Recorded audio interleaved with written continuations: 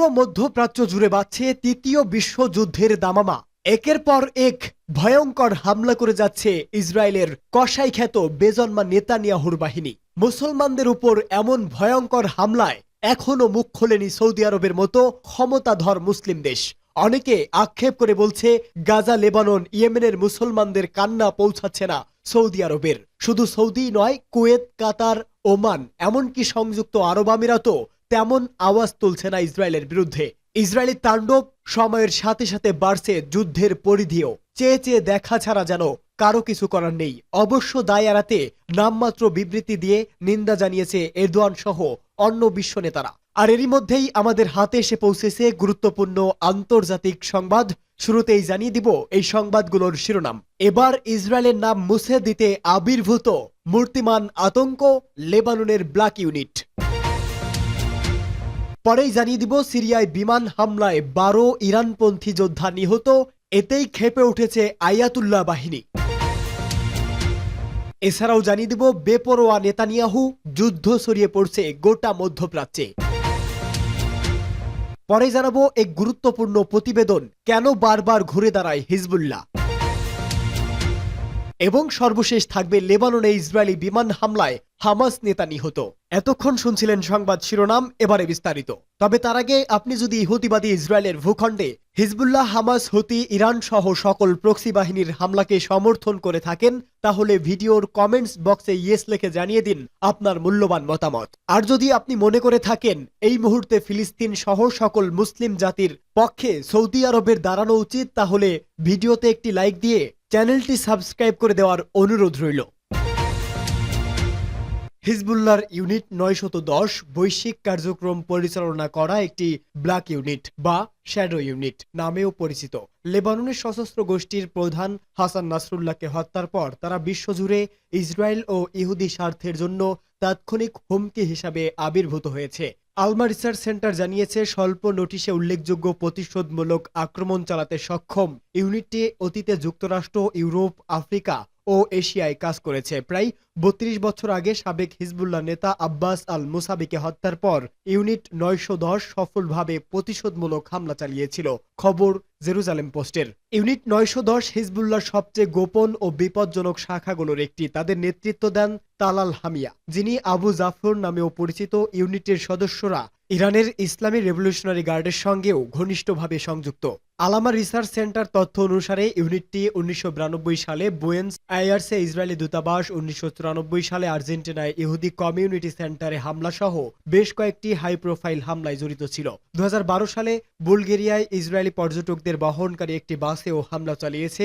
সাম্প্রতিক দশকগুলোই ইউনিট 910 এর কার্যক্রম যুক্তরাষ্ট্র ও ইউরোপ ছাড়াও দক্ষিণ আফ্রিকা, আমেরিকা ও এশিয়াকে কেন্দ্র করে পরিচালিত হয়েছে। আলামা রিসার্চ সেন্টার গবেষক তাল ব্যারি আন্তর্জাতিক আক্রমণ পরিচালনায় 910 ইউনিটকে হিজবুল্লাহর প্রাথমিক অপারেশনাল হ্যান্ড হিসাবে বর্ণনা করে। তিনি বলেন, ইউনিটটি পশ্চিমের বিরুদ্ধে ইরানের ছায়া যুদ্ধে গুরুত্বপূর্ণ ভূমিকা পালন করেছে। তারা যুক্তরাষ্ট্র ও ইসরায়েলের নিরাপত্তা এবং গোয়েন্দা সংস্থার সদস্যদের লক্ষ্যবস্তু করে।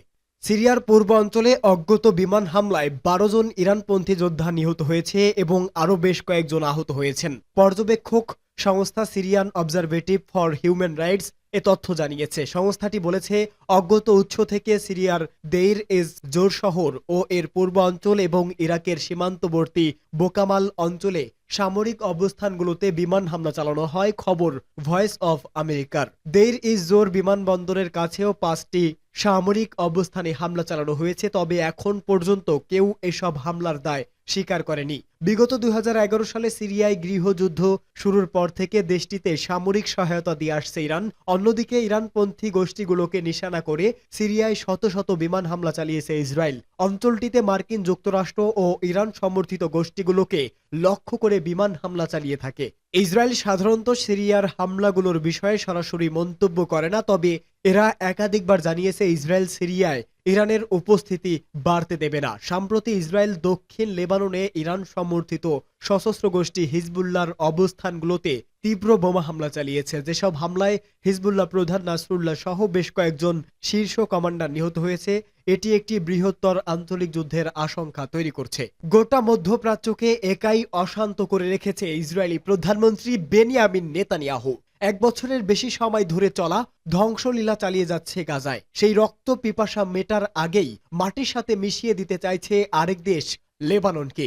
সেখানে দিনে রাতে ফেলা হচ্ছে টনকে টন বোমা, চোখের পলকেই গুড়িয়ে দেয়া হচ্ছে আকাশচুম্বী সব ভবন।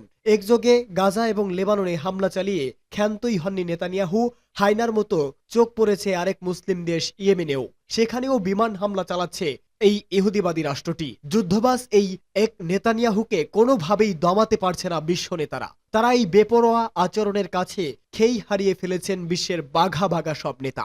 কাউকে তোয়াক্কা করছে না নেতানিয়াহু, এমনকি জাতিসংঘও মোমের পুতুলের ভূমিকা রাখছে। সামরিক বিশেষজ্ঞরা বলছে দেশে দেশে এমন অশান্ত পরিস্থিতি তৈরির মাস্টার মাইন্ডই হচ্ছে আমেরিকা। তাদের পাঠানো অস্ত্র আর বোমা নির্বিচারে ফেলা হচ্ছে আবাসিক এলাকাগুলোতে। যদিও ইসরায়েলি বাহিনী বলছে তারা সশস্ত্র গোষ্ঠী হুতি আর হিজবুল্লাহর অবস্থান লক্ষ্য করেই কেবল হামলা চালাচ্ছে। তেল আবিবের এমন হামলায় অবশ্য এখনো মুখ খোলেননি সৌদি আরবের মতো ক্ষমতাধর মুসলিম দেশ। অনেকে আক্ষেপ করে বলছে গাজা, লেবানন, ইয়েমেনের মুসলমানদের কান্না পৌঁছাচ্ছে না সৌদি আরবের কানে। শুধু সৌদিই নয়, কুয়েত, কাতার, ওমান, এমনকি সংযুক্ত আরব আমিরাতও তেমন আওয়াজ তুলছে না ইসরায়েলি বাহিনীর বিরুদ্ধে। গত বছরের 7 অক্টোবর গোটা বিশ্বকে অবাক করে ইসরায়েলে নজিরবিহীন হামলা চালায় গাজার স্বাধীনতাকামী গোষ্ঠী হামাস। তাদের হয়ে যুদ্ধে ঝাঁপিয়ে পড়ে লেবানন ও ইয়েমেনের সশস্ত্র গোষ্ঠীও। সেই থেকে শুরু ইসরায়েলি তাণ্ডব। সময়ের সাথে সাথে বাড়ছে যুদ্ধের পরিধিও। চেয়ে চেয়ে দেখা ছাড়া যেন কারো কিছুই করার নেই। অবশ্য দায় এড়াতে নামমাত্র বিবৃতি দিয়ে নিন্দা জানিয়েছে এরদোয়ান সহ অন্যান্য বিশ্ব নেতারা।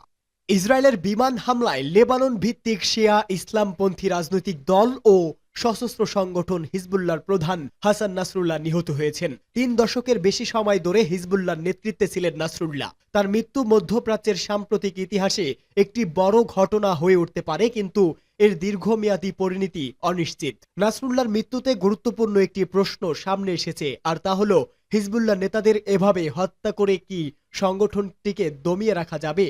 এর সংক্ষিপ্ত উত্তর হচ্ছে তাদের একেবারে নিশ্চিহ্ন করা যাবে না। বারবার ঘুরে দাঁড়ানোর ইতিহাস রয়েছে হিজবুল্লাহর। কাতার ভিত্তিক সংবাদ মাধ্যম আল জাজিরার এক প্রতিবেদনে বলা হয়েছে, প্রতিষ্ঠার প্রথমে নিজেদের লক্ষ্য ও উদ্দেশ্য পরিষ্কারভাবে জানিয়ে দিয়েছে হিজবুল্লাহ। প্রকাশ করে তাদের ইশতেহার। তাতে বলা হয়, মধ্যপ্রাচ্যে ইসরায়েল ও পশ্চিমাদের আধিপত্য বন্ধ করা হবে। কোন সশস্ত্র গোষ্ঠীর নেতাদের হত্যা করে তাকে চিরতরে নিশ্চিহ্ন করা যায় না। সংগঠনের সাময়িকভাবে গতি কমে গেলেও এর শক্তি আরো বেড়ে যায়। ইসরায়েলের নিজস্ব ইতিহাস থেকেই এটা জানা উচিত, কারণ 2008 সালে হিজবুল্লাহর সামরিক নেতা ইমাদ মুগনিয়াকে সিরিয়ার দামেস্কে হত্যা করে ইসরায়েল। তাকে হত্যার পর থেকে সংগঠনটি আরো শক্তিশালী হয়েছে। 4 বছর আগে ইসরায়েল হামাসের প্রতিষ্ঠাতা শেখ আহমেদ ইয়াসিনকে হত্যা করে, তাতেও দমানো যায়নি হামাসকে। 2 দশক পর তারা ইসরায়েলে বড় ধরনের হামলা করেছে। গত বছরের 7 অক্টোবর হামলায় একদিনে 1200 জনকে হত্যা করেছে হামাস। গত জুলাই মাসে ইসরায়েলি হামলায় নিহত হন হামাসের সামরিক শাখার প্রধান মোহাম্মদ দেইব।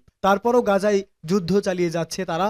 শক্তির কোনো কমতি নেই হামাসের। যুক্তরাষ্ট্র এভাবে সশস্ত্র সংগঠনের নেতাদের হত্যার ইতিহাস রয়েছে।